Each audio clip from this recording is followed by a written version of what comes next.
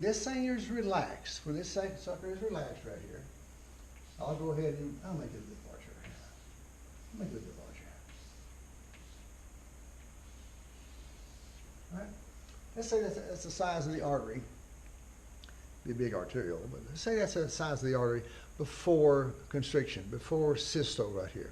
Now with systole right here, there's a bolus of blood, there's a cup full of blood, there's a handful of blood right here, going to be ejected from the left ventricle through the aorta, and this sucker is going to expand. It's got to expand. So the lumen size is going to get larger, the outside diameter is going to get larger, and this size right here is not as large as this size right here. So the arterial lumen increases in diameter. It has to absorb the change in volume, the change in pressure. Okay? So your answer is to be, how do arteries respond to a ventricular contraction? Well, they expand. What allows them to contract? Well, that's the presence of the elastin that's in them. They expand, and then when the expansion is over, when that bolus of blood goes through, then they contract. They expand and they contract. This is the way that the blood flows through the heart itself. Excuse me, this is the way the blood flows throughout the body itself, okay? Now, resistance, as we're going to make sure that we curve with that, okay. Resistance, the force opposing blood flow. The force opposing the flow of blood. Okay, the force opposing the flow of blood. So let's take a look at an artery. Our arterial, doesn't really matter. Doesn't really matter, we're still, before we get to the capillaries right there. Let's have us a smooth lumen right here. Let's have the blood flow in this direction right here. And let's have normal. Let's have normal resistance. Now, when the blood flows through the body, throughout the arterial system right there, the red blood cells bounce off the walls of the artery, and they bounce, okay? Now, what if we were to have an increased packed cell volume and have more red blood cells or less fluid in there? Then we would have more resistance. So what can influence resistance? It could be as simple as a change, an increase in the packed cell volume. And I've asked you that here. What can change resistance? Now we'll get to plaque formation here in just a few seconds. But a temporary change until the volume to cell ratio gets back to normal out here, an increase in packed cell volume can change resistance, okay? So the more cells you got, the more encountering the red blood cells to the walls of the artery out there, the harder it is to pump. So an increase in packed cell volume can change the resistance right here that we have, okay? Now the most likely answer what can change resistance is the formation of plaque, okay? Now we've got right here arteriosclerosis in just a few seconds right here, but I'll just go ahead and list plaque formation, all right? Plaque formation, I'll draw this thing again in just a few seconds, all right? The formation of plaque, that's formation of plaque right there. P-L-A-Q-U-E formation. Plaque formation. I'm squeezing in on that lumen. I'm making that lumen smaller right there. What also can increase resistance right here? How about vasoconstriction?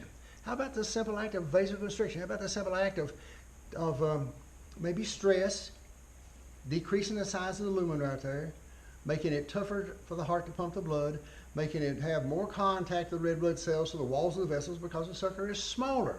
Now we're not talking about changing location. We're talking about one location right there in the body right there. Vasoconstriction can also increase resistance. Vasoconstriction can also increase resistance. So I'm on three factions.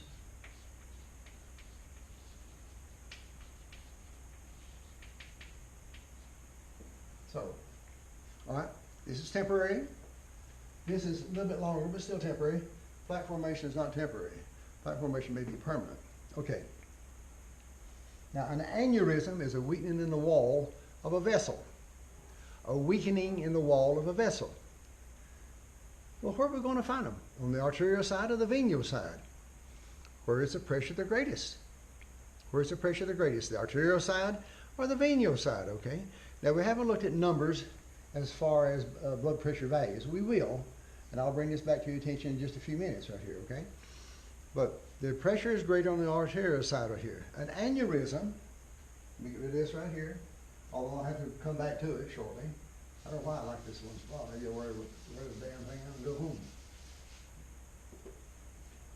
Just teasing.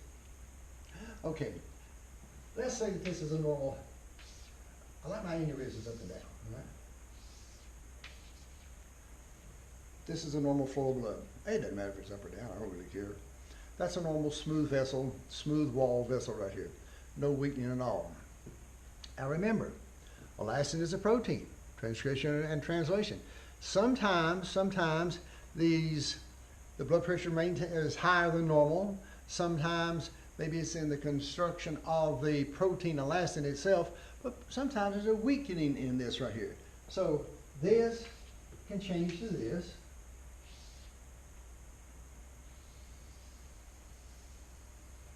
All right, none of that. That's a bulge. That's a bulge in the wall of an artery. That's an aneurysm. You got 100,000 miles of blood vessels. I do too. I bet I got several aneurysms. I bet you do too.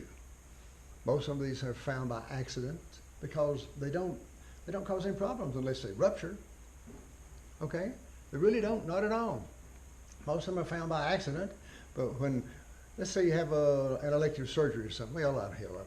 So you have to have some kind of thoracic surgery or abdominal surgery right there. And when the surgeon is looking around in there, he says, oh damn, you have an aneurysm. We better go ahead and take care of that. Aneurysms are graded on the amount of distension that they have right there. Some of these are not treated until they get a certain size right there, but there is treatment for an aneurysm, okay? There really, really is. You got to catch it before it ruptures though. Now, the worst thing about an aneurysm is that it can rupture. And the worst place it can be is where the blood pressure is the highest, which is in the aorta.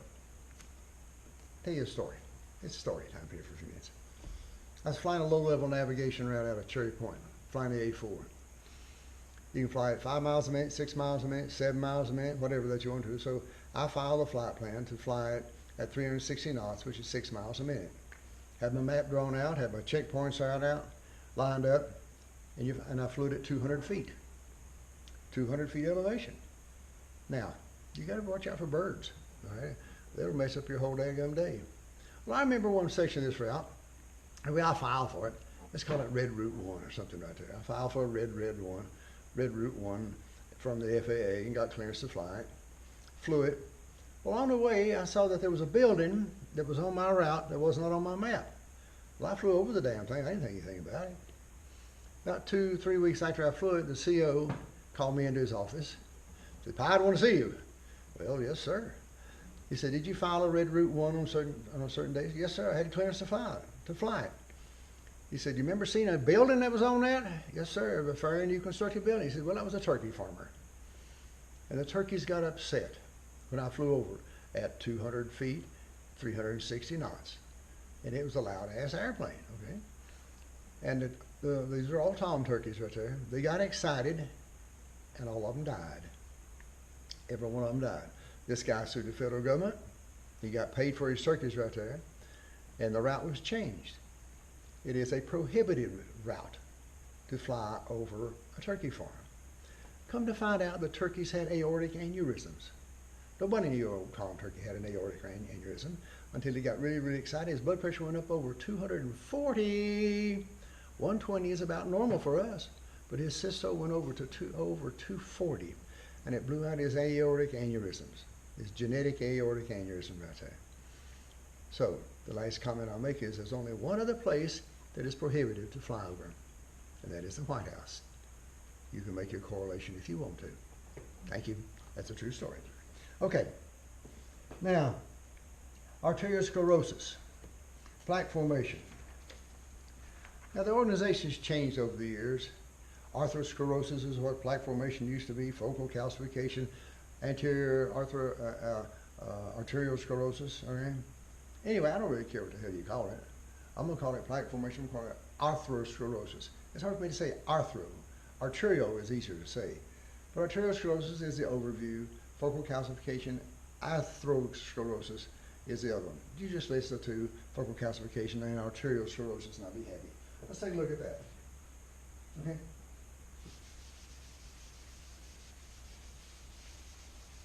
The focal calcification is, again, back to my smooth artery right here, back to my smooth artery right here, all right?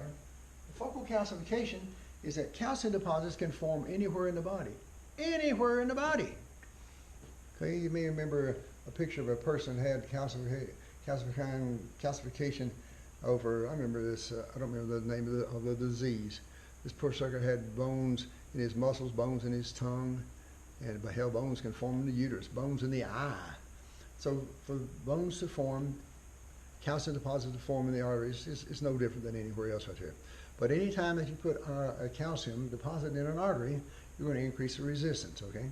That's all I want you to know about calcium deposits. I want to talk about arteriosclerosis, all right? Now, we have receptors in our blood vessels right here for LDLs, low density lipoproteins, the bad cholesterol, all right? Receptors for low density lipoproteins, LDLs, are in our arteries, all right? Arteries / arterioles right here. So we have a receptor for an LDL in our arteries. So let me go ahead and put me some,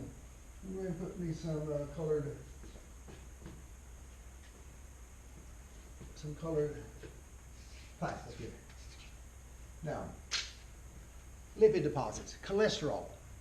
Lipid deposits, cholesterol right here, will fasten to those receptors right here. No big deal if that's all the hell that it does. Sure, it'll slow the blood flow down just a little bit. Sure, the pressure will build up just a little bit, but minimal. Along comes a monocyte. Now there's different ways to present this right here, but let me bring in the role of a monocyte. That's that largest fatty acidic white blood cell that we have in circulation here. Along comes a monocyte.